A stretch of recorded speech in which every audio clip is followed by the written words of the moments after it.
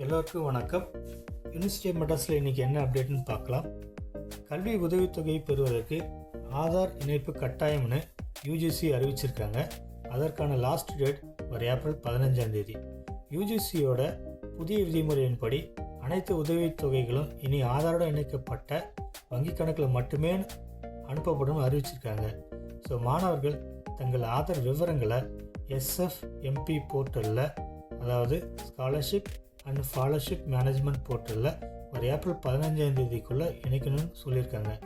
அதுக்கு உங்களோட Aadhaar number bank account கூட இணைச்சிருக்கான்னு கன்ஃபார்ம் பண்ணிக்கோங்க.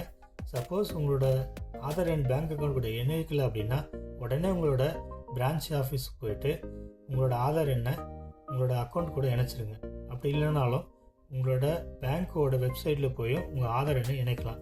இணைச்சதுக்கு அப்புறமா அந்த விவரங்களை எஸ்எஃப்எம்பி போர்ட்டலில் சரியாக பதிவேற்றுங்க. அப்படி பதிவேற்றினவங்க மட்டும்தான் ஸ்காலர்ஷிப்பு ப்ரொவைட் பண்ணுவாங்கன்னு சொல்கிறாங்க. அது ஏன் அப்படின்னா உங்களோட நேரடி பண பரிமாற்றம் மூலமாக உதவித்தொகையை தங்கு தடையின்றி உங்கள் கணக்கு வந்து சேருவதை உறுதி செய்வதற்காக இந்த நடவடிக்கையை யூஜிசி எடுத்திருக்காங்க.